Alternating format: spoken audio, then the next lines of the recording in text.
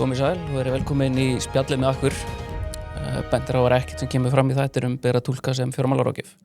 Gestur dagsins er Finnur Oddsson, forstjóri Haga, en akkur gaf nýlega út frumskýrslu Haga sem niðurstaða verðmats gaf til kynna markingi upp á 165 krónur á hlut. Vertu velkomin. Já, takk fyrir það. Gaman að fá að koma hérna í setti hér. Já, takk fyrir það.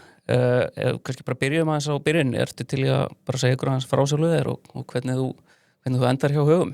Já, hérna svona í hnotskurð. Og það var bara spurning hérna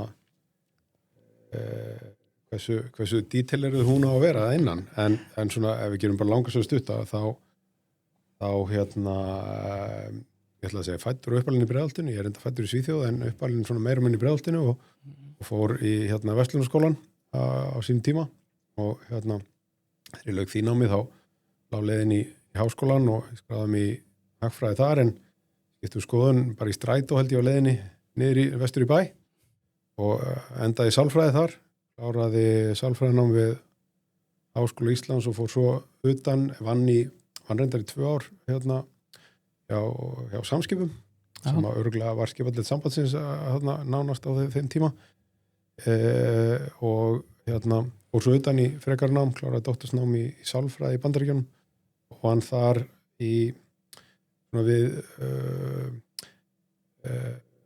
ráðgjöf vinnustæðtengda ráðgjöf eða hérna það sem að ekki svolítið út á að nýta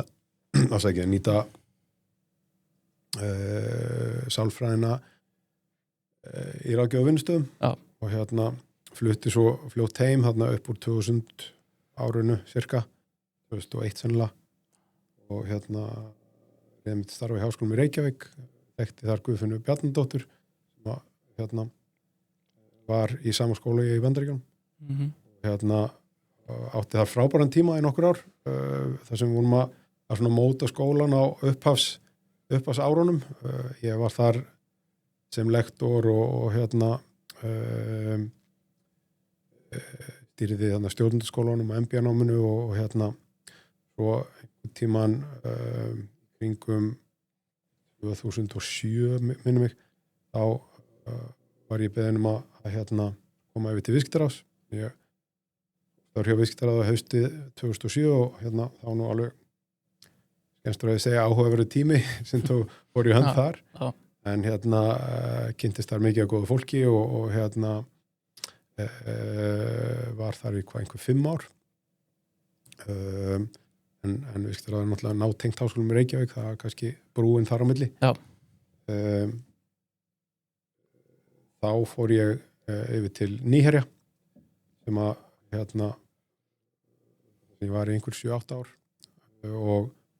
og breytti svo sem hérna nafni fyrirtækisins á meðan og hérna stór skemmtilegt verkefni með alveg frábæru teymi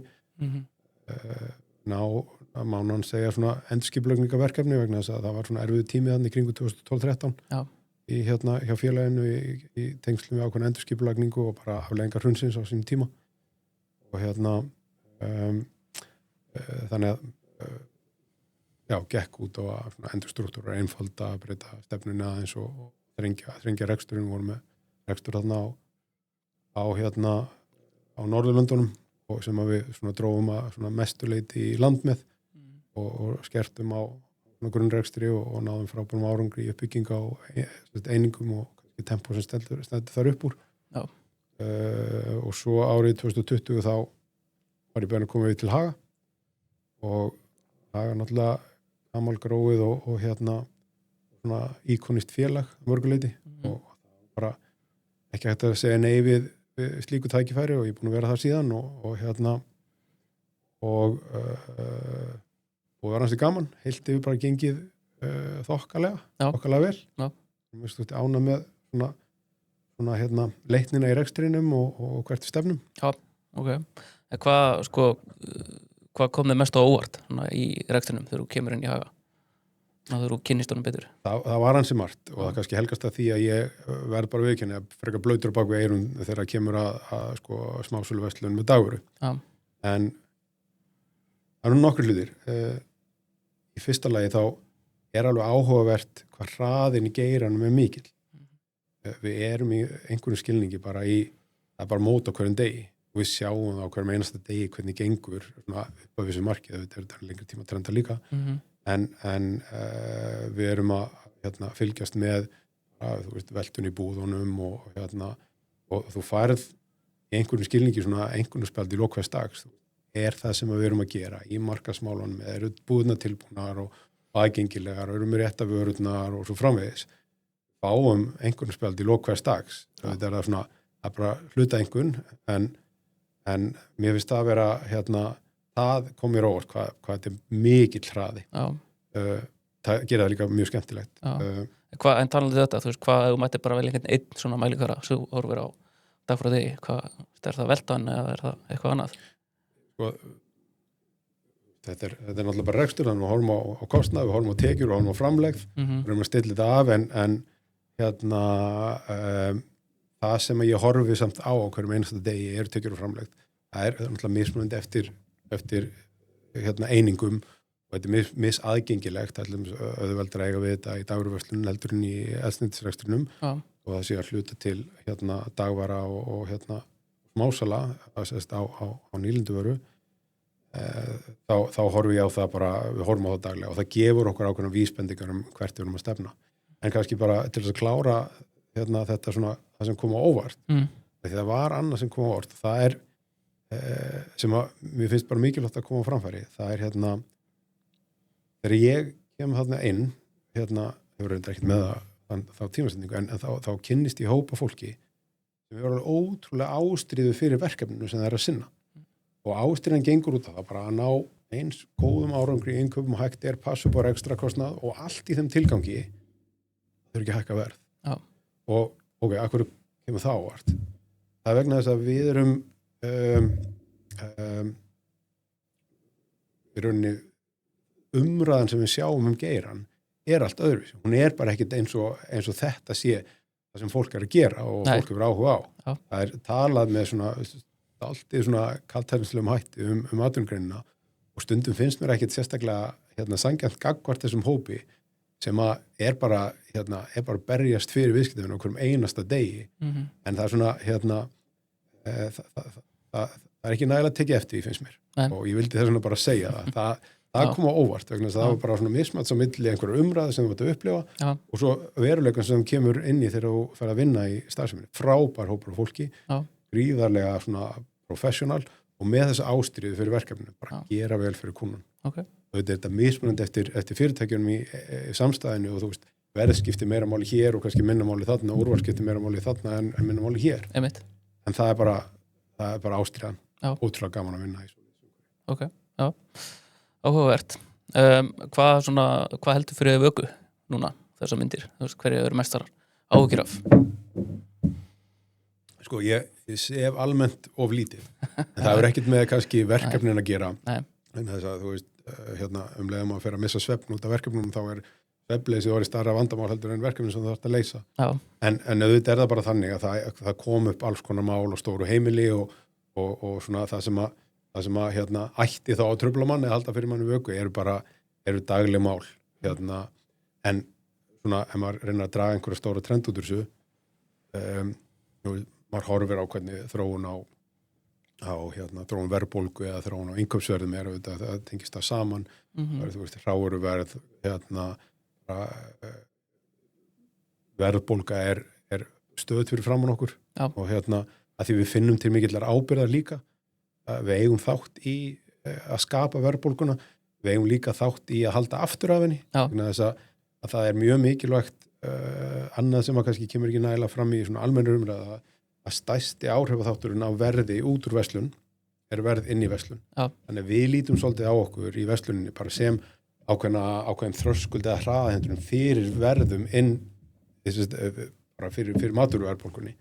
Þannig að við eigum í frábæru samstarfi við okkar Birgja en stundum náttúrulega og eðli mál samkvæmt bara tekist á og þar fara, þú veist, augljóslega ekki algjörlega saman hagsmunir. En þannig að við horfum mikið á verðlag. Ég meina, ég held að fólk áttir sig ekki alltaf á því að þú veist, í rauninni bara brútt og framleiðin í dagvöruverslun er kannski bara einhver norðað við 20%, eitthvað svoleiðis, ég held að og margir miklu haldi að hún minna í sé sumum búðum. já, þú veist, ég held að margir haldi að hún sé mun hærri og þá er að reyna að tala já, þú veist, haga samstæðina í heild, sko, Já, og þetta misjandi eftir einingum. Og það sem að verður eftir á endanum kannski telur í 2-3%. Já, þú veist, svo eftir að borga allan kostnað Þannig að þegar að umræðanum matvöruverð fer út í það, hvað væri hægt að, hvað gætu dagvöruverslanir á Íslandi lækka matvöruverð mikið? Bara 15%? Getur að vera, sko. En þú veist, ef þú lækkar verðum 10, ef þú lækkar bara topplinum 10%, þá ertu komin í bara 2 milljarða tap á rekstrinum. Já. Þannig að það svona servittu útreikningurinn að segja manna það. Já. En þá ef við horfum á hinna hliðina, hvað ertu ánægðastu með núna þessi misserinn? Ég mjög ánægð með bara svona almennt hvernig gengur og það sem maður horfir á þar að heilt yfir þá rekstur helstu eininga ganga vel, hefur verið að styrkjast og það hefur bara með bara svona hversdagslega gamaldags hlut að gera.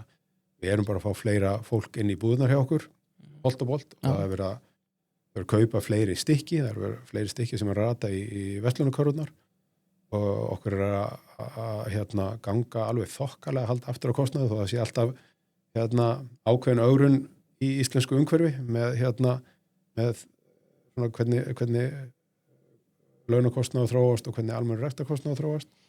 Þannig að svona heilt yfir almennur rekstur að ganga vel.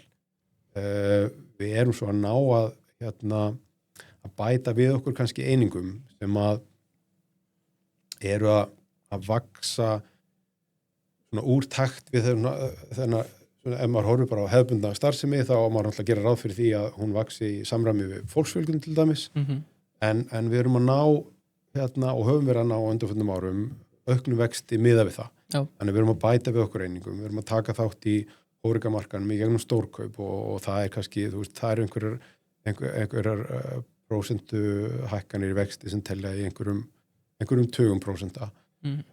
Við erum að bæta við okkur kannski litlu meiningum sem að gengur, þú veist, við kaupum lemon eldum rétt og það allt annað vaxta prófíl.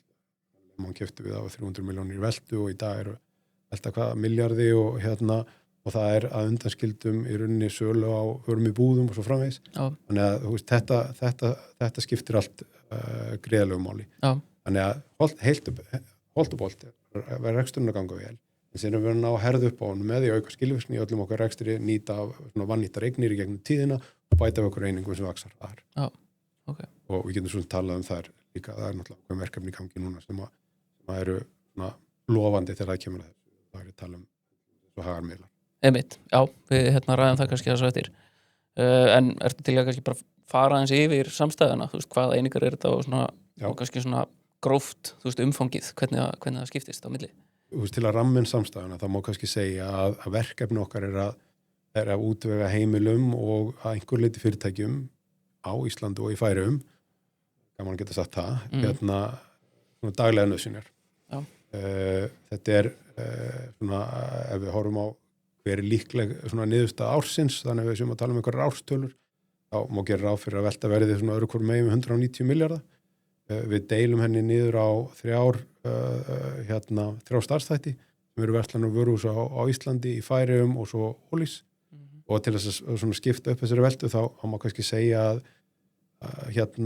í verslunum og vöruhúsum á Íslandi þá eru við það er svona 2/3 af heildarveltunni, svona 125-30 milljarðar. Í Færeyjum er þetta kannski svona 15 milljarðar, það er svona 8-10%.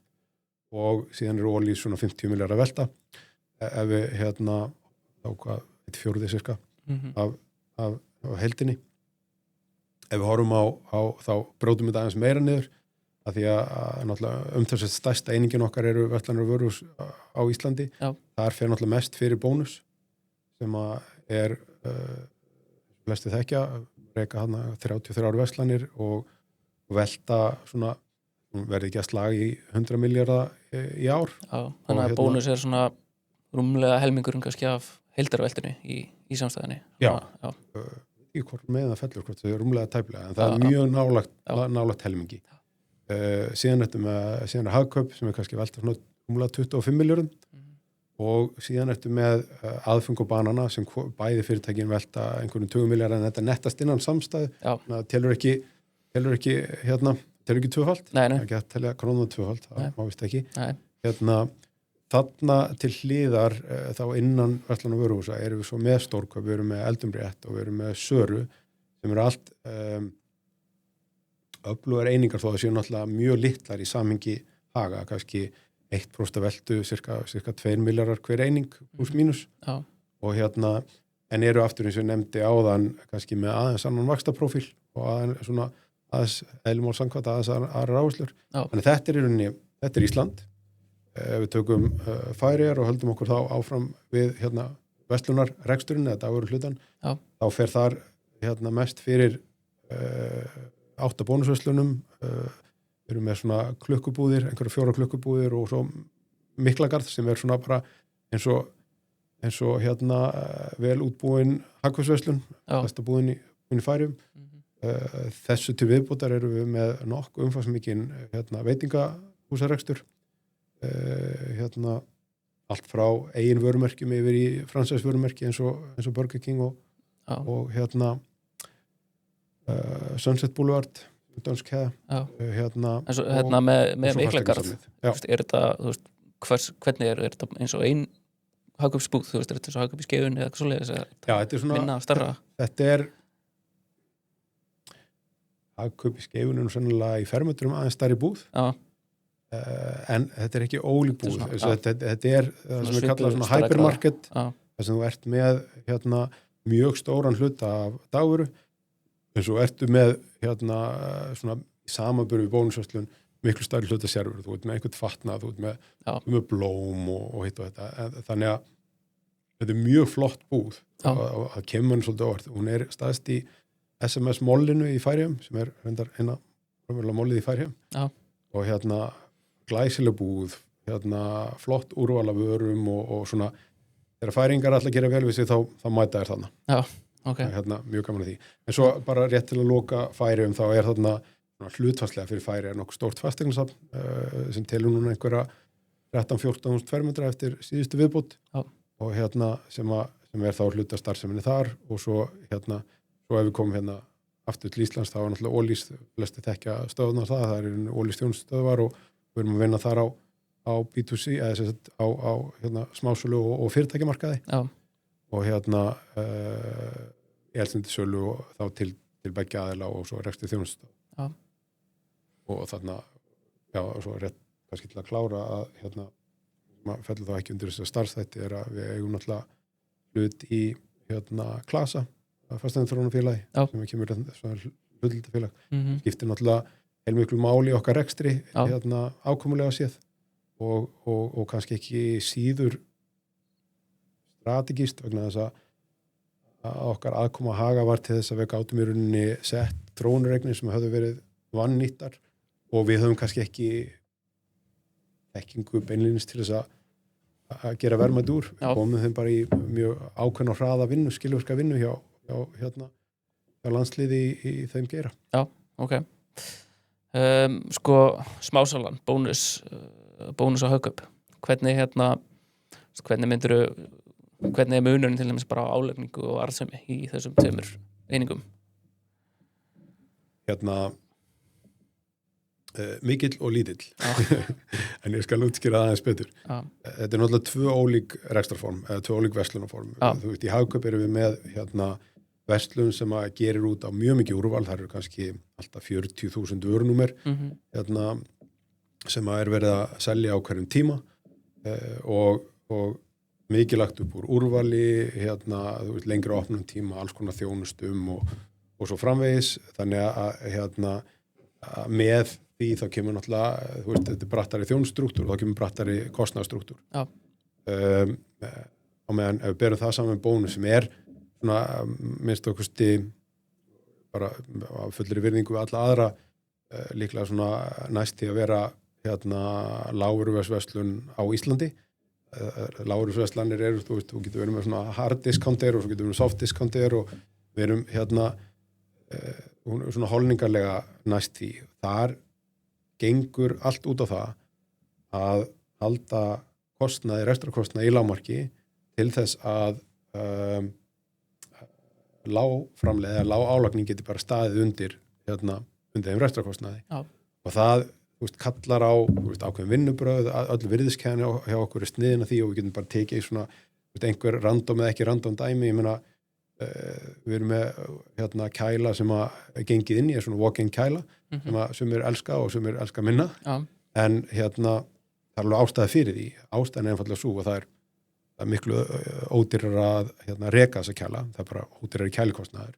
Það er auðveldar að hlaða og það er auðveldar framstillingar í þeim og þú getur sett stóra framstillingar fram í þá auðveldar heldur en í aðskilda kæla. Já. Þannig að allt í bónus gengur út á það bara hafa hlutina einfalda og skilvirka og draga rekstrarkostnaði eins mikið hægt og þá komumst við af með sem minnst og það er verkefni að komast af með sem minnst. Já. Og svona, svolítið það sem að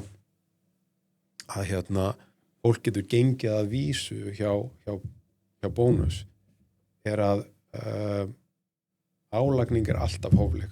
Það er ekki bara hófleg á eitthvað ákveðið þröngt vengja vörum, sem enda kannski einhverjum könnunum, heldur er það bara allt. Og ég held að viðskiptavinir finni svolítið fyrir því, þeir finna það og átta sig á því og það er kannski þar sem forskot bónus liggur. En svo þegar þú berð þessar einingar saman, mjög ólíkur álagningarstruktúr, mjög ólíkur kostnaðarstruktúr. Niðurstaðan er ekkert ósvipuð. Við erum að reka þessar verslunarkeðjur á mjög hóflegri einstafs EBITDA-tölu og niðurstaðan bottom line er, einhvers staðar á bilinu 2-3 krónur. Svolítið bara eins og restina af samstæðunni, er þetta 125 milljónir af samstæðunni. Já.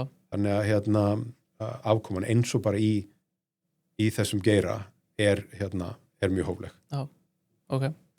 Þannig að það er svo langa svari við við stuttasvarinu sem ég reyndi á. Já, hvernig er annars bara samkeppnisumhverfið á smásölumarkaði í dag? Er það aukast eða hvernig metur það? Ég myndi segja að það er fjörlegt. Það er mér finnst það skemmtilegt. Já. Það dylst engum að það er hellingur að gera á markanum, það er hellingsbreytingar á markanum. En breytingarnar hafa kannski mest með það að gera að það er ekki eins og það sé að bætast við verslanir. Verslanir eru þarna, það er bara verið að kannski að breyta eins áherslum í þeim eða breyta nöfnaðum núna bara, sá ég í dag. Já. Og en þeim er frekar ef eitthvað er að fækka. Þeim hefur kannski frekar fækka, heldur fjölga. Þannig að svona, og þetta skiptir heilmiklu máli í allri umræðu hlutdeild og annað slíkt að það er ekki beinlínis nýr aðilar að koma inn á markaðinn, það er kannski sömu aðilar en einhverja breyttar áherslur. Þannig að það er kannski skemmtilegi hlutin, en eða svona það sem er skemmtilegt, en samkeppnin er og hefur alltaf verið bara hörð. Það er úr litlu að móða, þannig að samkeppnisumhverfi einkennist að því það er bara harka á markanum, sko. Já, ok. En allar hræringar gerir þetta bara skemmtilegt. Já, ok. Það var frétt daginn að viðskiptavinir Bónus hefði sparað sér 300 milljón krónur með ódýrt vikunar. Já. Nú geti einhver sagt að það þýðir bara að það sé hægt að lækka verð. Hvernig... Já, og þetta er alveg frábær spurning vegna þess að þú gæti dreigð það ályktun. En það er alltaf númer 1, 2 og 3 kepli hjá Bónus og það á svo sem almennt við en bara, menn er að vinna með mismunandi kostnaðarstruktúr en við tökum bara Bónus sérstaklega. Að halda vöruverðið bara eins lág og hægt er. Ódýrast vikunar er aðeins, og þetta er ódýrast vikunar í Bónus, þannig að við höfum nú eftir stíð alveg á hreinu. Já. Er aðeins annars eðlis. Þarna erum við þarna er Bónus í raun og veru að leggja sér sérstaklega fram með mjög góðu samstarfi við Birgja og bjóða í hverju viku upp á kjör eða virði fyrir viðskiptavinni sem er meir en fólk sér dagstaglega. Bónus við gætum ein og sér aldrei boðið upp á svona verð. Vegna þess að almennt séð er ekki góð regla að selja vörur undir kostnaðarverði. Það með ekki heppilegt til lengdar. Einhverjir hafa reynda og það endur yfirleitt ekkert sérstaklega vel. Já. Það er mjög auðvelt að gera það ef þú þarft ekki að standa að skila á endanlegum reikningi. En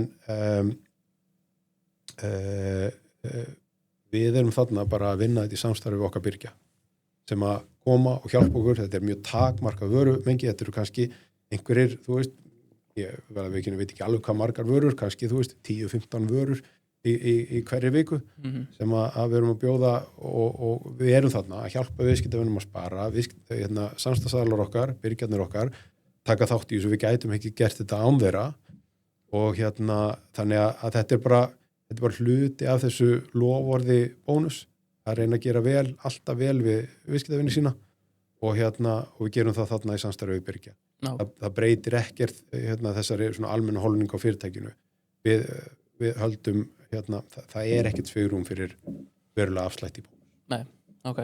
Ef það væri þá myndum við bara lækka verð. Já, ok. Ólís, getur kannski aðeins útskýrt svona bara fyrir hinum almenna leikanda, sko, þú veist, af hverju framleiða hlutvöllin í þessu business sveiflast svona mikið? Já, það er vonu spyrir, en það er ein megin ástæð fyrir því. Vegna þess að líkt og bara í dagvöruverslun þá er framleið ekkert að breytast mikið frá einu tímabili til annars. Hún er mjög segbreytanleg. Það sem er að gerast þarna er að álagning er yfirleitt í krónum eða nánast alltaf í krónum. Það er sem bara einhver krónutölu álagning á seldan lítra, helgast að því að sem verður bara sveiflast bara einhvern veginn og stundum mikið, stundum lítið. Já.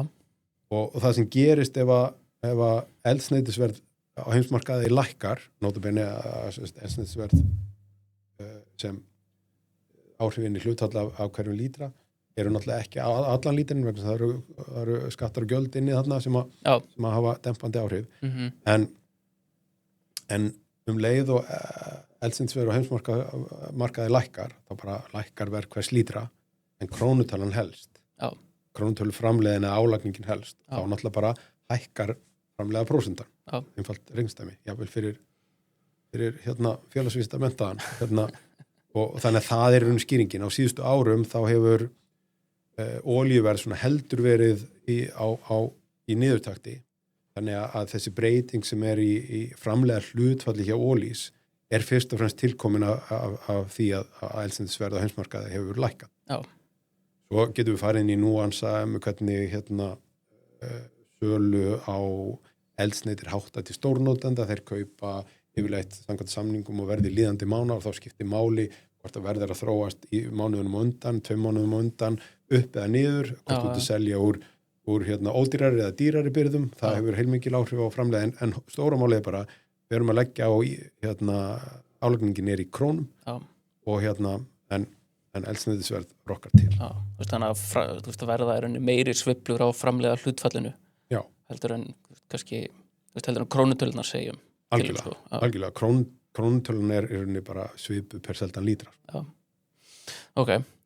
Nú erum við nýbúin að fá nýja verðbólgumælingu og fjármálaráðar að kenna þér að verðbólga sé í væntingum út af að það sé verið að auka álagningun á eldsneyti eftir breytingar á eldsneytisgjöldunum. En þú veist, getur kannski bara aðeins útskýrt hvað áhrif þessar breytingar hafa? Mér heyrist nú að hann hafa aðeins dregið í land með þetta og sem er bara eðlilegt því að ég held að hann hafi bara skoðað gögnin betur. Já. Það er búið að segja hann sem margt á síðustu svona dögum tengt þessum verðbólgumælingum og margt sem að stenst enga skoðun að mér svo ekki ef menn vilja bera saman með raunveruleikann. En ef við förum bara aftur til áramótana og þess sem að ég held að öll olíufélögin hafi verið að reyna að gera og nú segja það bara náttúrulega með þeim fyrirvara að ég hef engar upplýsingar um hvað aðrir voru að gera en ég get bara ekki gróðandrátt hvað við vorum að gera. Maður sér aflegginguna en markmiðið var ekkert flókið. Það er algjörlega skýrt að þegar svona breytingar verða það verða að lækka einhver gjöld á eldsneyti þá eru þau gjöld bara tekin af eins og það leggur sig og lækkað verð sem því nemur. Alls ekki minna frekar meira og það var í gróðandráttum það sem við gerðum áramótin 31. ef bensinlíturinn kostaði 300 kall 31. desember og gjöldin voru 100 kall þetta er, þú veist bensín, dísel, þú veist, þetta er aðeins munur og íblöndunarefni og eitthvað svona þetta var nokkurn veginn svona í gróðandráttum ef gjöldin voru 100 kall þá þá kostar svo lítir bara daginn eftir 1. janúar kostar hann 200 kall. Já. Það sem gerir svo í framhaldinu er að verð lækkar meira sem er bara eðlilegt í samkeppni. Það fara menn eitthvað að kljást á markanum eins og gerist, þú veist, einhverjir kannski lækka aðeins meira og þá lækka aðri meira og svo framvegis. Já. Þannig að í framhaldi af áramótunum þá lækkaði verð á eldsneyti og það er ekkert mál að finna út úr þessu ef menn bara vilja það. Já. Verða á GSM bensín og horfa á þetta. Þá lækkaði verð meira en þennan 100 kall. Þannig að það sem er alveg hægt að segja með fullri vissu er að verð frá áramótum hefur lækkað meira heldur en sem nemur afnámið þessara gjalda. Já. Þannig að umræðan kom aðeins spánst fyrir sjónir, en aftur, ég held að svona, að þegar menn fóru að skoða þetta betur, þá, var aðeins dregið í land með staðhæfingar sem kannski stóðist ekki í skoðun og það hljóma nú á orðarannu í, frá í morgun og Seðlabankanum að staðfestir svona nokkurn veginn þetta. En það má kannski alveg búið svo undir það að þegar að fyrstu uppgjörin sem að taka þetta ár inn þegar að búið að lækka, að því ef þú lækka ef við gefum okkur álagningi síðan frá svo sama í krónum, þá náttúrulega er framlega hlutfallið að fara að hækka. Mjög umtalsvert. Já, þú veist þannig að það munu eflaust einhverjir nota það sem einhvers konar, hvað að segja, eitthvað prigg til þess að berja okkur með að því hafi verið að hækka álagninguna og þá hún sé svo sama í krónumtalið, sko. Já, og þú veist, stórumyndinni, þá verðum við náttúrulega bara að hafa bak til þess að taka þá umræðu og kvengum okkur ekkert undan henni og þarna þurfum við bara að útskýra það sem gerist þarna er að tekjurnar bara lækka, það er færast bara eitthvað inn í kílómetragjald. Þú veist, við erum ekki innheimta lengur tekjur fyrir opinbera, en fyrir þá sem að setja sig aðeins inn í málin, þá auðvitað, þú veist, ég veit ekki alveg hvernig staðan verður eftir nokkra mánuði þegar það fyrstu uppgjörin verða, en ég held að menn verður fljótir að sjá bara nennaði að þetta helgast af því að það var bara tekin hluta tekjunum og deilingi verður öðruvísi. Já. Það er mjög fjöldi króna í framleið. Já. En þess sem er deilt í. Já. Veigar, hvernig hvað getur þú sagt okkur það? Hvernig gengur sárekstur? Veigar er bara skemmtilegt verkefni sem að kannski hefur mest með það að gera að við höfum viljað þjónusta okkar viðskiptavinni betur. Við erum bara að bjóða upp á þá sjálfsögðu þjónustu að geta sótt neysluvöru sem er mjög algeng á heimilum og svo getur mann haft alla skoðun á því, geta sótt hana bara á sama tíma að sækja matvöruna. Það hefur gengið vel að því leitum til að við erum bara að bjóða upp á mjög góða þjónustu gagnvart okkar viðskiptavinum, hvort sem vilja sækja hana niður í Skeifu eða annar staðar eða fá sent heim. Hafandi sagt það, þá eru Veigar mjög lítið hluta af okkar rekstri. Við erum svona okkar umsvif á þessu markaði eru kannski meira á heildsöluhliðinni. Við erum svona alveg ágætlega stór innflytjandi á áfengudrykkjum til landsins og höfum verið nokkur ára skeið. Einhverju skilningi er það bara verkefni sem að fara í til þess að undirbúa sig fyrir það að ef og þegar að það verður slaka frekar á reglum í kringum sölu á áfengi, þá erum við bara tilbúin. Og erum tilbúin og Veigar eru partur af þeim undirbúningi líka. Þannig að þjónustafi fyrir okkar ágætu viðskiptavin og hins vegar bara undirbúningur eitthvað sem að maður svona vonast til að koma einhvern tímann. Já, en nú hluti af starfi forstjóra er nú einhverju leita að kynna sér samkeppnina. Ertu búin að prófað að panta hjá Smárikinu? Ég verð bara að vera ærlegur, ég reynum alltaf að vera þannig að það á ekki að vera einhver tíðindi sérstök, en ég hef ekki gert það. En ég hef alveg séð það sem þau eru að gera og einhverju sem ég þekki hafa prófað þetta og þetta er vel gert hjá þeim. Þau eru með flott þjónustulófur, þau eru að standa við það, þau eru að afhenda mjög stuttum tíma og nú er náttúrulega yfirvofandi einhverjar einhverjar rannsóknir. Ég velkist ekki neinu af það að þegar það verður skoðað betur og þá við fleiri fyrirtæki þar á meðal Veigar að þessi starfsemi er algjörlega í samræmi við gildandi lög og er bara mjög vel tekið í af okkar viðskiptavinum og ég veit að það er vel tekið í sem að Smárikið er að gera. Já. Já, þau fréttið að þú var að koma í heimsókn, þannig að þau vildu senda þér eina flösku sem þú getur tekið með heim bara. Já, það hljómar ákaflega vel. Ég kann að meta það. Já. Þetta nú þetta er ákveð uppáhald, við skulum stilla þessu upp hérna. Það fari vel. Og fyrir þá sem eru bara að hlusta, þá er þetta sem sagt Pól Rósey Kampavín frá Smárikinu. Pól Rogger. Já. SMS, Færeyjar. Já. Getur kannski byrjum bara að fara aðeins yfir aðdragandana að kaupunum, hvernig þetta kom til og svona hvað það var sem að heilla ykkur við þetta. Já, þetta er rauninni svona bara falleg saga, mér finnst það aðrir að dæma. Þetta svona byrjar á því að við sendum frá okkur ákveðin svona signal í byrjun árs 2024 að við værum komin að svona ákveðin krossgötum í svona stefnumótandi áherslum. Við værum að horfa meira til möguleika, við höfum sérst svona í 3-4 ár, verið fyrst og fremst að fókusera á bara auka skilvirkni í öllum okkar grunnrekstri, nýta vannýtar eignir og koma öll í vinnu sem við gátum komið í vinnu. Já. En og erum að sjálfsögðu með það svona sem grundvallar þema í öllum okkar rekstri áfram, en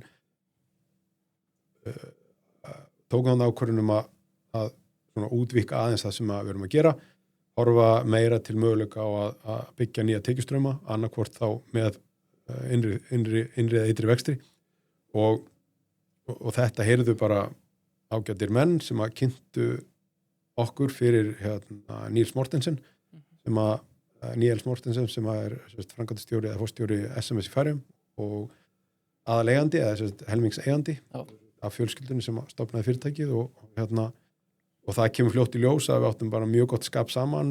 Þar voru ákveðin svona arftaka vandamál, við höfum kallað það. Ja, arftaka verkefni. Já. Það var ekkert augljóst hvað tæki við þegar Níels, sem nú ekki gamall maður reyndar, en svona, hann á 60 aldri, færi að sinna einhverju öðru og börnin hans ekki líklega til þess. Þannig að það varð bara svona eftir mjög stutt samtal og eina heimsókn til Færeyja sem var fyrsta heimsókn mín til Færeyja og ég reyndi að vera að segja að það ættu allir að heimsækja Færeyjar og sérstaklega bara auðvelt á sumrin þar sem eru dagleg flug þarna, ég held bara 6 eða 7 daga vikunar. Það var sérst úr að Níels og meðeigendur hans, Færeyst útgerðarfélag, vildu selja og við vildum kaupa og við gengum frá þeim viðskiptum þarna í nóvember fyrir 1,5 eða fyrir rúma ári síðan. Já. Svona skemmst frá því að segja að fyrirtæki sem er áhugavert að í svona verkefnum þá er oft þannig að fyrirtæki sem maður heldur að séu góð eru sannlega yfirleitt betri en maður heldur og svo fyrirtæki sem maður kannski hefur ágjörð að séu ekki góð eru yfirleitt slakar en maður heldur. Já. Og það bara sannast til fortkveðna í þessu að SMS er ákaflega vel rekið fyrirtæki, hefur heilmikla sóknarmöguleika á markanum sem eru alveg sem eru raunin bara bólstraðir með okkar aðkomu. Já. Og og það er frábært líka að hafa Níels áfram. Niðurstaðan var svo að eigendur myndi selja Hugum félagið en Níels heldur áfram að óbreyttu sem forstjóri, stendur ekki til að breyta því. Þannig að þetta er búið að vera svona skemmtileg vegferð hjá okkur, leið fyrir Haga að vaksa hratt í geira sem við gætum ekki vaxið jafn hratt í annars. Kannski ef við horfum á dagvöruhlutana af Hugum þá er þetta einhver kannski 15% eða ríflega það viðbót við okkar rekstur. Já. Og allnokkur tækifæri í að nýta þvert á, það eru þarna eitthvað sem við getum lært af þeim og eitthvað sem þau geta lært af okkur. Svo eru möguleikar sem tengjast með lands fjármögnun. Það eru svona, við getum kallað á samlega möguleika en það blasir við í þessu vaxtastígi í dag að því marki sem við getum hlýrað meira af skuldsetningu á færiska eða danska vexti. Já. Það er praktískt. Já, þeir eru hans lægri en á íslensku krónunni. Bara svona virka helmingur. Já, en kannski eitt bara, þú veit, með þetta, þau eru bónusverslanir. Já. Var fyrir kaupin, var eitthvað formlegt samstarf á milli, voruð með var eitthvað konar, eitthvað franchise, eitthvað svoleiðis? Ekki, engin snertur á því og nú bara vera þeir sem betur vita að verða viljan fyrir verkið. Já. En bara svona ef við komum aðeins að söguna þessu þá verður þetta samstarf SMS og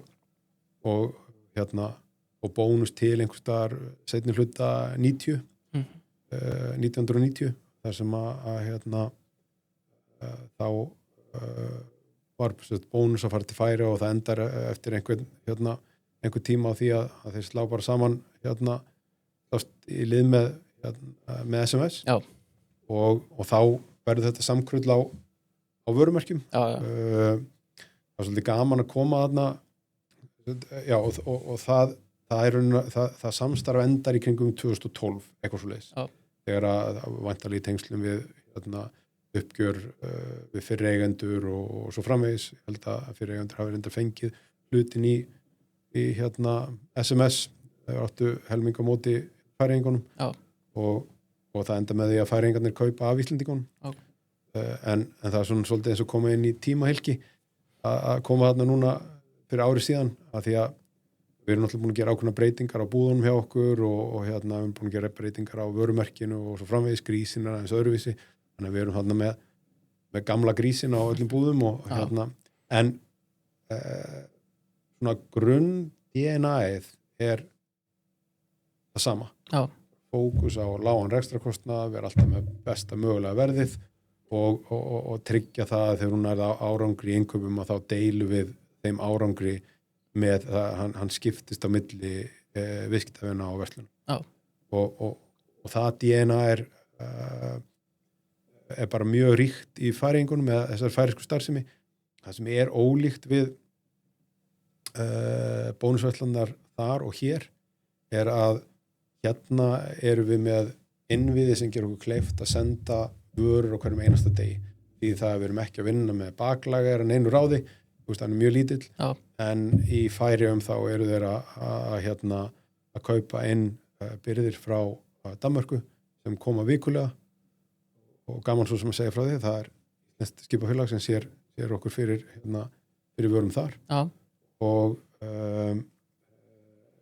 þannig að svona strúkturinn á verslunum er aðeins öðruvísi. Það er minna svona fótspor eða fermetrafjöldin er minni en baklægarinn er stærri vegna þess að þeir þurfa að eiga alltaf vikubirgðir. Okay. Þar. Okay. Það breytir aðeins ferlum en þó ekki það mikið að við getum ekki verið að læra hvort um öðrum, við getum verið að bera saman kostnaðartölur í ákveðnum verkefnum. Það er bara skemmtilegt verkefni. Það er svona að bæta okkur að báða bóga þar. Ok. Hvað tækifæri sjáu þið fyrir ykkur í Færeyjum svona í framtíðinni? Eru þið búin að ná fram hagræðingu eða samlegð sem þið sáu fyrir ykkur? Og kannski eitt til viðbútar, hafa þetta nógu langa spurningu. Já, svo ekki bara þess að svara. Já, er eitthvað sem að þið getur lært af Færeyingunum? Sko, í fyrsta lagi þá gerðum við ekki ráð fyrir mikilli samlegð á kostnaðarliðin. Nei. Fyrirtæki þau eru langt frá hver öðru. Við erum ekkert fara að fækka mikið á skrifstofu eða eitthvað svoleiðis og ég menna fólk að vinna í verslunum. Að því sögðu þá getum við vel borið okkur saman á hvað tímanótkun í verslunum með að við kannski einhver ákveðna veltu eða ákveði voljum og svo framvegis. Já. En við erum þar liggja ákveðin tækifæri að liggja heilmikil tækifæri í því að kannski svona blása til meiri sókn í Færeyjum og þá ég að segja það með mjög mikli virðingu fyrir þeirri starfsemi sem þar virkilega velreiki fyrirtæki en ef þú berð verslanir í Færeyjum saman við verslanir á Íslandi þá myndur segja þeir eru einhverjum árum á eftir okkur í vöru úrval og svo framvegis. Tilbúnir réttir sem hafa verið vöruflokkur sem í mjög mikill í sókn hérna heima. Þetta eru bara vöruflokkar sem vaksa hraðast. Já. Finnur ekki mikið nema finnur kannski svona frostna tífitinnara og svoleiðis. Það ekki mikið af slíkum réttum í boði í verslunum. Það mjög auðvelt fyrir okkur að vinna með til dæmis bónusrétti að því nú sama vörumerki dróttum þó að hérna grísin sé aðeins hrörlegri í Færeyjum. Hérna auðvelt að flytja þá yfir, vinna eitthvað með eldum rétt og svo framvegis. Þannig að það hellings hérna tækifæri. En síðan bara svona almennt að styðja við vöxt. Verslanir SMS í Færeyjum eru auðvitað ég hlutdrægur en ég myndi segja að þær eru í farabróti. Það hægt að auka þá fórustu með því bara að styðja við fjárfestingar sem að þá styðja við tekjuvöxt og við erum raunar að gera það. Við fórum núna við vorum að opna nýja þetta verslunarkjarni, þetta ekki verslunarmiðstöð í Rúnavík, þetta allt náttúrulega frekar smátt. Það sem við erum með 4-5 fyrirtæki inn í verslunarkjarnanum sem við eigum, þetta fasteign sem við eigum, erum þá að stækka verslun hjá okkur og auka þjónustuna við þetta nærsamfélag sem alveg gríðarlega vel metið þarna. Þannig að við erum að sækja fram og við erum að sjá bara töluvert mikla aukningu vegna þessa. Þannig að við getum tekið þau skref og það ákveðin viðskiptaþróun sem í gangi þarna. Þannig að við sjáum bara sóknarfæri og í því felst ákveðið náttúrulega tækifæri fyrir heildina og svo eins og ég nefndi áðan þá leið og við erum komið með eignir í dönskum krónum á efnahagsreikning hjá okkur og rekstur í dönskum krónum og getum við rauninu farið að kýra okkur aðeins meira í dönskum sjálf og höfum þegar gert það og það hefur áhrif á okkar fjármagnskostnað á hvaða ári. Já. Ok. Ég er með nýjan lið sem heitir kommentakerfið. Já, það er mjög spennandi. Og ég ætla ég ætla að lesa fyrir nokkur komment sem rakst á Haga á vefnum og ég ætla að fá þig til að svara þessum athugasemdum. Fyrsta það er umræða vildakerfið okkur sem fór af stað og við kannski ræðum aðeins betur eftir. Og þá er hann Patli Atli sem að segir miðað við takk krónu auglýsingaherferðina sem Hagar að sturta peningum í það hefði bara átt að lækka vöruverð í staðinn fyrir eitthvað helvítis apprusl. Já.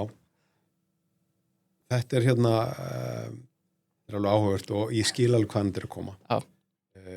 Kannski ef við tökum bara appi fyrir fyrst, ég held að flest sem skoða appið átt sig á því að þetta er mjög tæknilega vel unnið og við erum að byggja þarna plattform til framtíðar.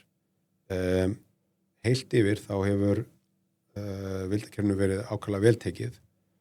Við erum komið núna með 43.000 meðlimi það bil og það er hvað, svona 11% af landsmönnum sem er ansir hraður upptaktur á þessum fyrstu metrum.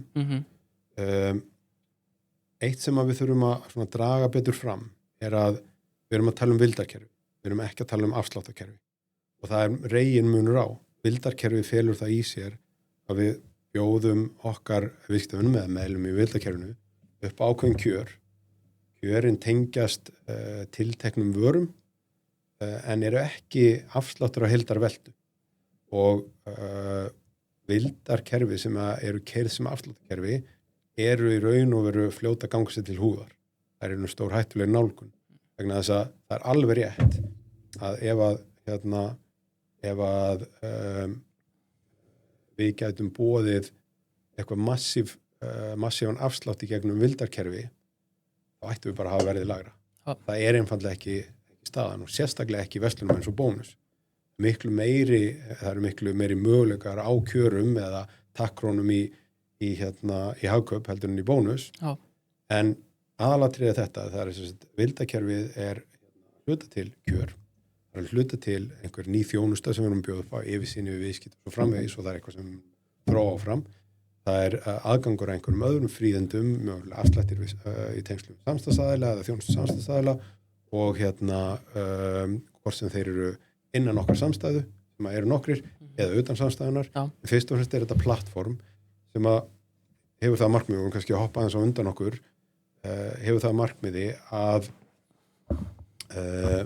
við bjóðum okkar viðskiptavinum upp á þjónustu sem að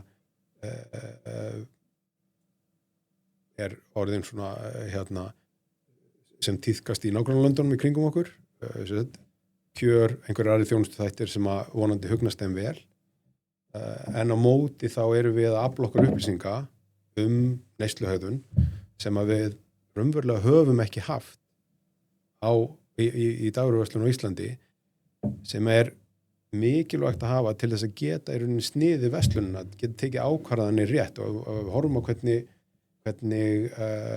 þróun og notkun vildakerfa hefur verið bara í löndunum í kringum okkur, þá byrjuðu þau sem afsluttkerfi, það var mjög fljótt svona aflagt sem megin tilgangurinn, núna er þetta í rauninni bara svona upplýsingar eða svona uppspretta upplýsingum sem að þessi fyrirtæki nota til að sníða starfsemi sína betur að þörfum viðskiptavina og það er það sem við munum gera. Já, ok.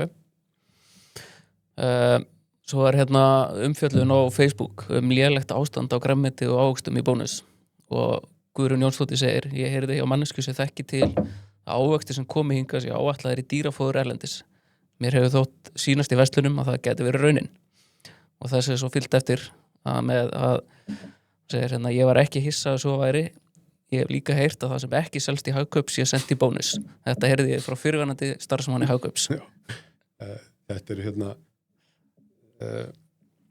Þetta er alveg kostuleg umræða en hún gýra stundum upp á samfélagsmiðlum. Ef við tökum þetta fyrra eða seinna fyrst að það sé verið að færa vörur úr Hagkaup í Bónus, þá er það augljóslega ekki rétt. Það væri mjög erfitt að svona hlutfalla veltu, við vorum að tala það áðan, Bónus veltir 100 milljörðum og Hagkaup veltir 25 og það er stór hluti í sérvöru, þannig að þetta er kannski svona einhver 15-20% af Bónus, þannig að það er augljóslega ekki rétt. Ég hef oft velti fyrir mér og það er, þú veist, ég er áhuga, ástæðan fyrir ég fór í þessa vinnu á sínum tíma, ég er áhuga maður maturverslun, mér finnst alveg ótrúlega gaman að fara í maturverslanir aðal í útlöndum. Já.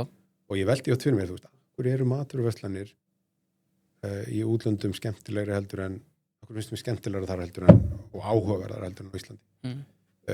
Það eru, þú veist, það er ekkert eitt svar við þessu, en eitt af þeim er að við erum hvað þessu við erum vön úrvalinu við komum inn í maturverslanir og það kannski skiptir ekki öllum máli hvaða það er, þú veist, það er of mikil overlapp í úrvali, það er eitthvað sem við getum alveg unnið betur í.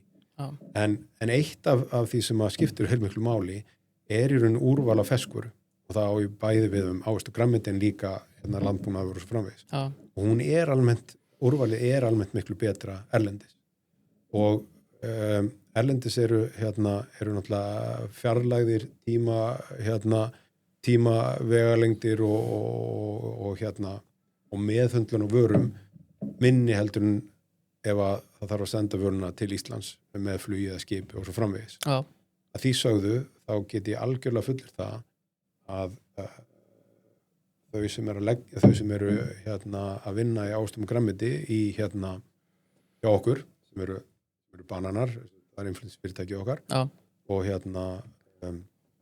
svo í búðunum er að leggja sér alveg gríðarlega fram og það er ekki verið að gefa afslátt af innkaupum. Þannig að þú veist, þau eru ekki sérstaklega að velja ávöxt og grænmeti sem hefur farið dýrafóður. Nei, og það er mjög langt í frá.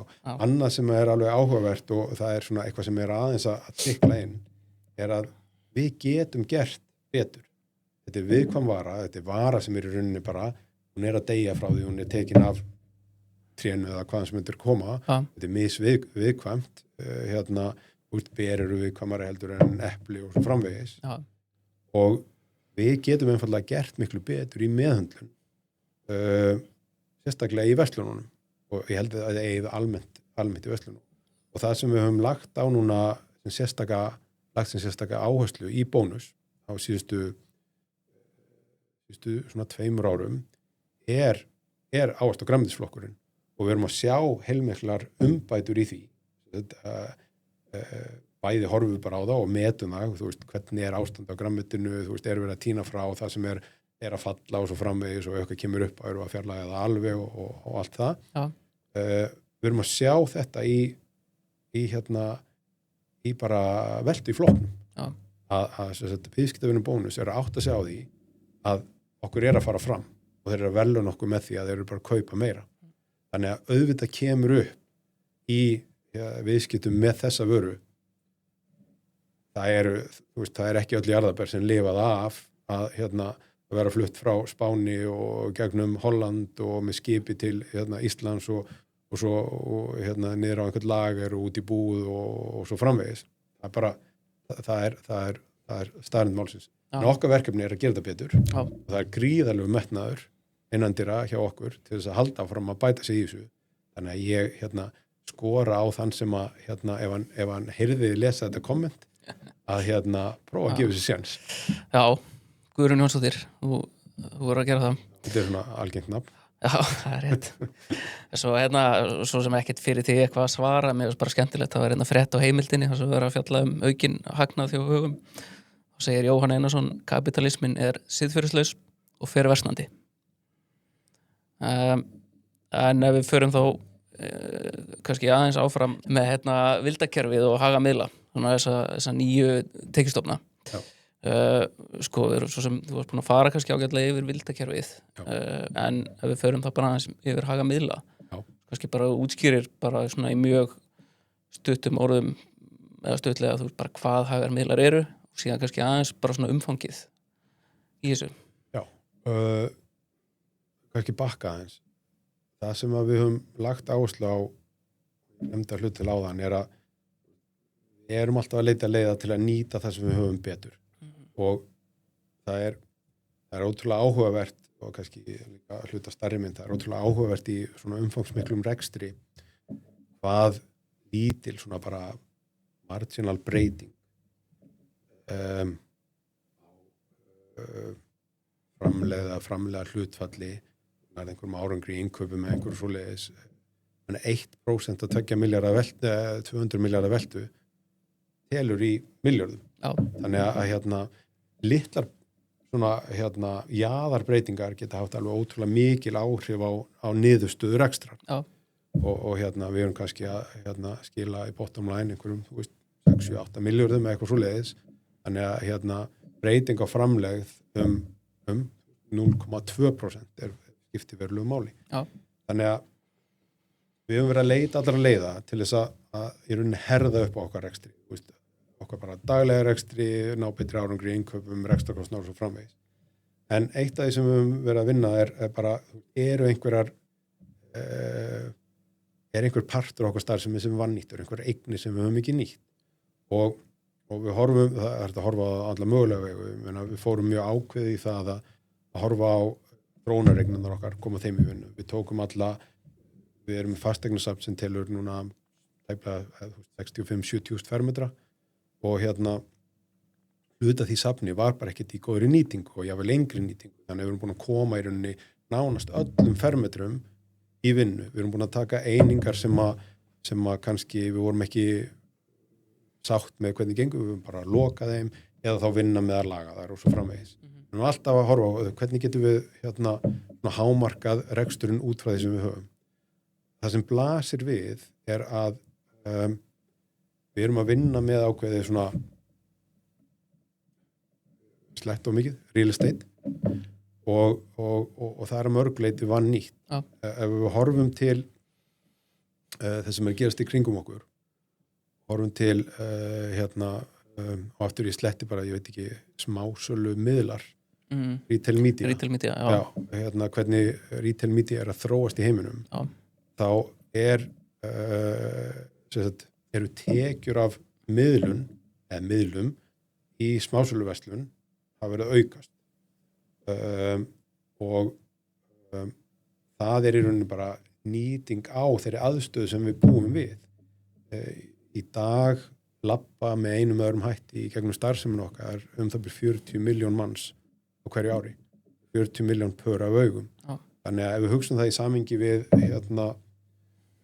og þú veist, þetta bara vannýtt, við erum ekki að nýta þá eign, við getum í rauninni ef við nýtum hann með skynsamlegum hætti þá getum við boðið viðskiptavinum upp á betri þjónustu, tímanlegar upplýsingar eitthvað sem skiptir þá máli og við getum boðið öðrum viðskiptavinum upp á einhverja þjónustu sem ég að kaupa okkur og þá ég að tala auglýsendum og getum byggt hann upp ákveðin tekjugrunn og tekjugrunn sem verður aldrei endilega stór hluti af heildartekjunum okkar en tekjur í smásölu til þess að gera háar og framleiðin lág. Þannig bara það eru tekjur sem að bera miklu hærri framlegð og arðbærari. Þannig að það sem við erum í rauninni að gera og við höfum verið að undirbúa okkur fyrir er bara að bjóða auglýsendum upp á þá þjónustu að nýta okkar innviði til þess að kynna fyrir okkar viðskiptavinum nýja þjónustu þætti. Og það eru ekkert sérstaklega mörg fyrirtæki á Íslandi sem hafa kannski betri aðstöðu til að gera þetta.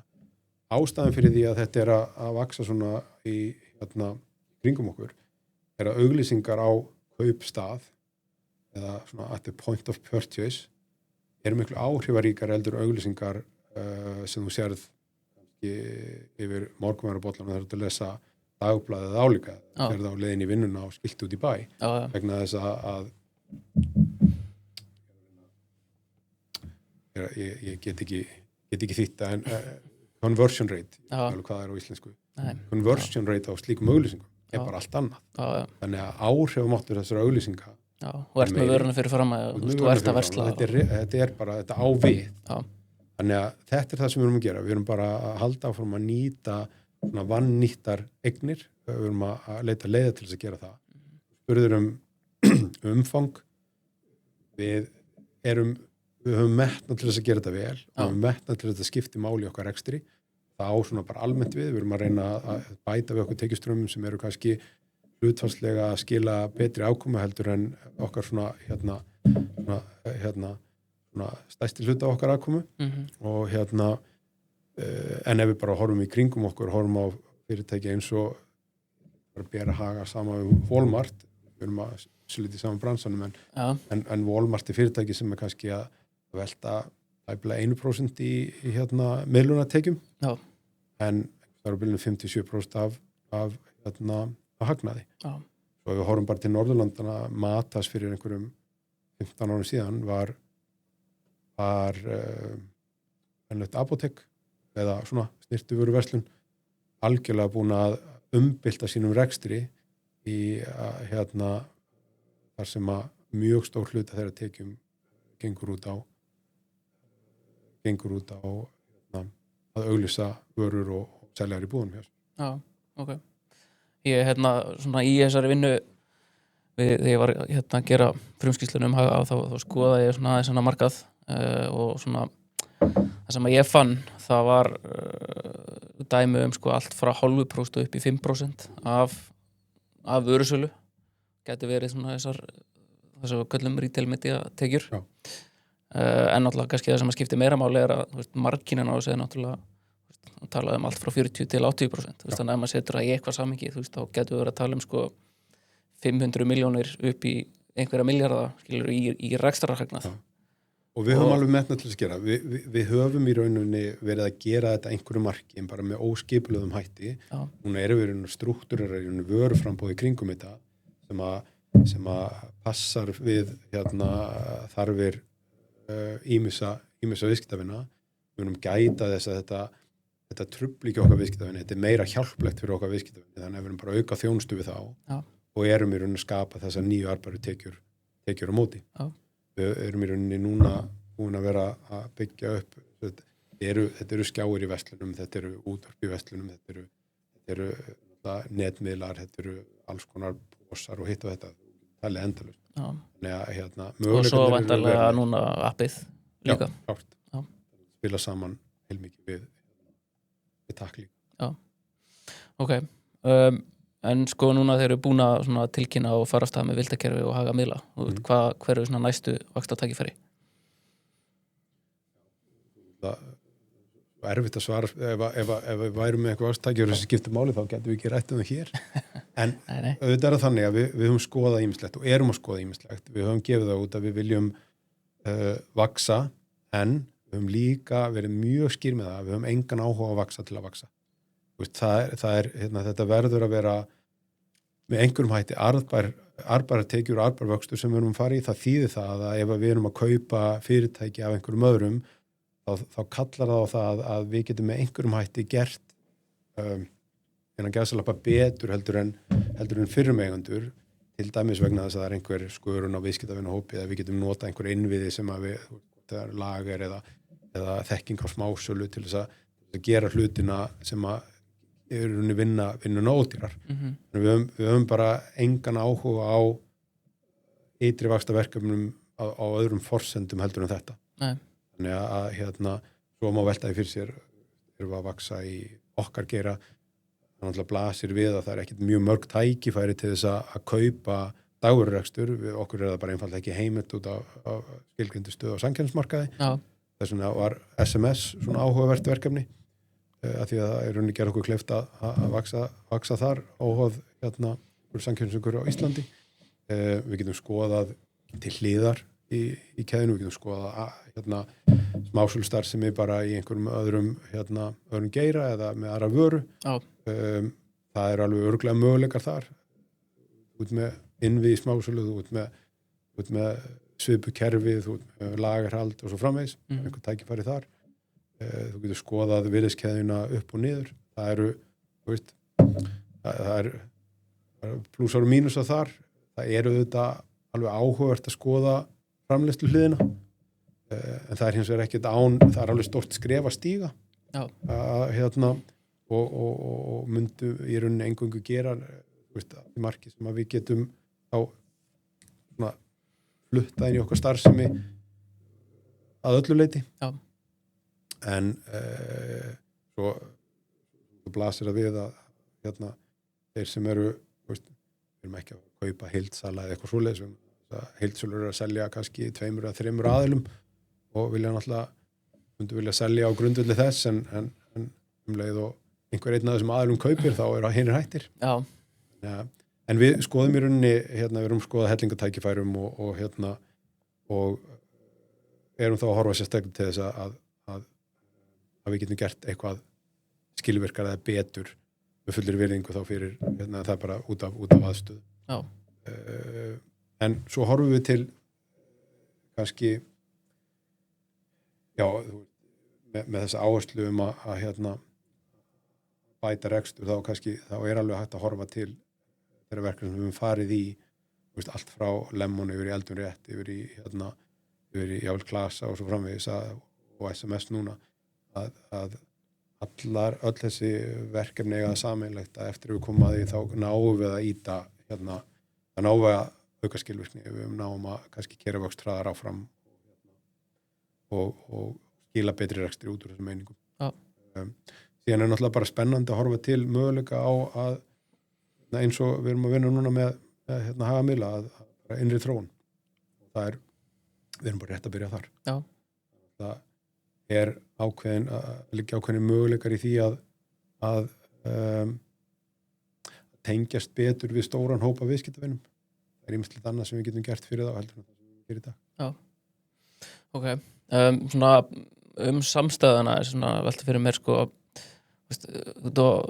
hvernig hugsaður framleiðina og arðsemina fyrir fyrirtæki heild. Er þetta algjörlega sílóa niður? Er þetta horfir bara á bónus sem bara 1 síló, hagkaup sem 1 og við tækir bara eitthvað svona öfgadæmi að framleiðin á samstæðinni þeir varu komið með einhverja nýja tekjustóð inn sem var mjög stór hvort sem það er Hagamila eða eitthvað annað og framleiðin á samstæðu grundvelli er orðin miklu hærri en hún var myndi það þýða að þið færuð að lækka mögulega framleiðin annar staðar á móti eða er þetta allt algjörlega bara aðskilið í þínum huga?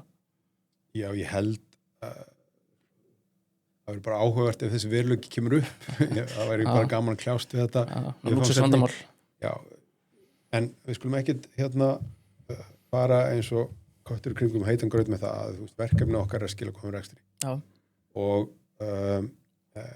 við reynum að gera það niður á hverja einustu einingu, við reynum að bæta okkur í rekstri, en auðvitað eru áherslunar mismunandi eftir einingum og það skiptir til dæmis bara öllu máli í rekstri Bónus að viðskiptavinir upplifa að þeir eru að fá eitthvað fyrir peningin, þessi að með aðganga hagkvæmum innkaupum á hverju sinni, þannig að þú getur alveg dregið upp þá mynd að ef að einhver önnur starfsemi er einstaklega ábætasöm að þá minnkar það pressuna á Bónus, en eins og ég segi, við förum yfir þá brú þegar við komum að henni, hinga til þá er verkefni okkar að ná betri árangur okkar rekstri. Það er ágætt að hafa það í huga að það að ná betri árangur í rekstri felur ekki í sér endilega hækkun á verði. Og ég er svona ánægður að geta sagt að bættur rekstur Haga í gegnum núna nokkur síðustu ár hefur í rauninni ekkert með ekkert sérstaklega með hækkun á verð að gera. Aukna skilvirknirekstri, betri árangur á innkaupahliðinni og nýjar einingar sem eru að skila hlutfallslega betri niðurstöðu eða við erum að nýta einingar sem eða nýta eignir sem við höfum ekki áður nýtt. Já. En heilt yfir þá náttúrulega eru Hagar á endanum bara og niðurstaða Haga er bara samsafn nokkur meiningum og það er alveg ljóst að rekstrarlega ákoma eldum rétt bara krónur eða prósentulegu hagnaður sem prósent af tekjum hærri en hagnaður tekjum Bónus. Já. Ok, en við erum svona að nálgast lokin. Svona að spyrja þig bara hvernig annars vegar horfið þú á Haga sem fjárfestingarkost þegar þú setur þann hattinn á þig. Já. Og kannski því tengt, hvaða mælikvarða horfið þú á sem að þið markaðurinn ekki vera að spá mikið í eða miskilja eða eitthvað svoleiðis? Það væri nú kannski óvarlegt hjá mér að tjá mig beint Haga sem fjárfestingarkost. Já. Ég er nú svona aðeins hlutdrægur. Já. En svona... Það vita það allir sem að hlusta. Já, ég vona það. En svona ég er nú svona frekar best hérna á Haga. Ég held ég hafi nefnt eina breytu sem áðan sem að skiptir mjög máli og ég held að hafi komið ágætlega líka fram í greiningunni hjá þér sem er hvað litlar breytingar á skilvirkni með einum öðrum hætti geta haft afgerandi áhrif á afkomu hjá svona félagi. Og þannig að það er svona eitthvað sem mætti alveg við mættum alveg draga meiri athygli. Ég held almennt að markaðurinn sé bara nokkuð vel upplýstur það sem við erum að gera. Þetta getum við örugglega sagt betur frá. Þannig að við höfum reynt að draga fram ákveðna svona mælistæðir sem er ætlað að svona draga athygli að því að við erum að bæta skilvirkni í rekstri og eina þeim er í rauninni bara hagnaður á hlut. Hagnaður á hlut var fyrir 5-6 árum 2 krónur 12 mánaða hagnaður á hlut var í kringu 2 krónur. Já. Og núna á þessu 5-6 ára tímabili eða 4-5 ára tímabili kannski frá því að við fórum að íta vel við þessu þá hefur það hagnast, það segir ákveðna, þá hefur það í rauninni 6-faldast sem segir ákveðna sögu, segir bara sögu aukna skilvirkni í rekstri og það er í rauninni grundvallaratriðið. Hvað fleira mætti, ég nú eiginlega búin að gleyma spurningunni. Já, hvort það sé eitthvað sem að þið veist markaðurinn, eitthvað sem að þú horfir á sjálfur sem þið markaðurinn kannski ekki vera að kveikja á eða spá í, sko? Nei, það er kannski bara þetta tvennt sem ég vildi draga fram. Já. En síðan er ágætt að svona hafa það í huga að og ég held að kannski síðust ár síni að vaxta möguleikar svona fyrirtækis eru kannski eitthvað töluvert meiri heldur en ætla mætti í fyrstu þegar kannski það er tilhengt til að horfa á svona fyrirtæki bara vext með mannfjöldaþróun og svo framvegis. En við erum í rauninni búin að vera að vaxa töluvert hraðar en það. Við erum að gera þá kröfu á okkar félög að að við séum að standa okkur í samkeppni, við séum að sækja hlutdeild og síðan erum við að bæta við okkur einingum sem að vaksa kannski hlutfallslega hraðar heldur en mannfjöldi og það hvernig við tökum þátt í ört vaxandi hóreikamarkaði gegnum stórkaup, hvernig við erum að bregðast við breytingum á neysluhegðun. Það svona hægfara leikni í heiminum að meira, ef við hugsum bara magafylli sem eitthvað verkefni fyrir okkur að sinna, þá stærri hluta magafyllinni við getum kallað þetta share of stomach fyrir bankafólkið. Hefur svona, þetta áratuga þróun, verið að hliðrast út úr matvörumörkuðum og inn í svona farvegi eins og tilbúna rétti sem eru sendir heimtíðin eða mötuneyti í vinnunni eða veitingastað og svo framvegis. Okkar nálgun á það að segja, við erum með innviði og mjög skilvirka innviði í aðfengum banunum sem við erum að nota til að fylla á einhverja 40 matvöruverslanir og þjónustustöðvar, einhverja 20 af þeim.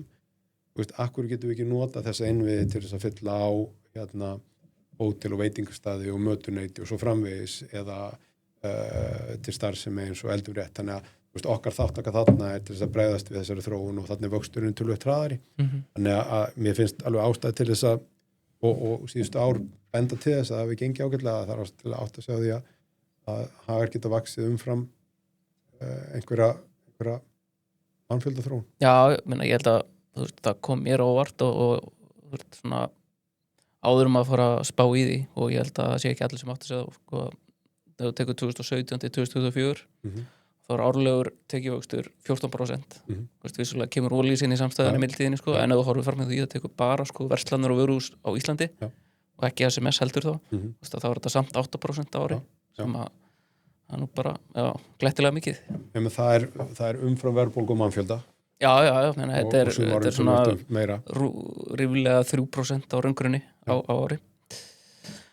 Ein svona í lokin, hvernig hver er mesta eftirsjáðin sem forstjóri Haga, það er að segja, og þetta getur þá bæði verið eitthvað sem þú sérð eftir að hafa gert eða sem þú sérð eftir að hafa ekki gert.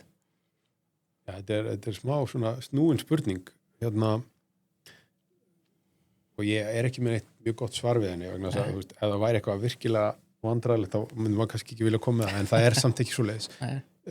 Auðvitað það þannig bara heilt yfir. Það gerir alls konar mistök. Við höfum gert alveg mistökum og maður alveg vilja fá þetta tilbaka. Þannig bara lífið, þannig að heilt yfir ég bara ansi góður og sáttur og ekkert mikið að horfa í baksinnspeilin með það. Þannig að góðu maður sagði að það góða mistök er að þú læra þeim. Já, og það svona eitt sem ég nú með eitt mál í huga, það er svona þegar að menn fara alveg af hjörunum þegar þeir gera mistök og bara einn mjög góða maður sem kom til mig og sagði bara taldi sig hafa gert ákveðin mistök sem hann taldi vera mjög stór og sagði bara ég bara reka mig bara svona nei það væri helviti dýr leksía ef að mistökin kosti eitthvað og að þú fáir ekki einu svona að læra þeim þetta aðeins klísukent en svo les þetta bara auðvitað gerum við mistökum þá lærum við bara þeim Já, ég held að það séu bara þessu, Já, nei, þetta bara mjög gott og ég held að þetta séu bara fínustu lokaorð og ég bara þakka kærlega fyrir komuna Takk bara sömuleiðis, mjög skemmtilegt Takk fyrir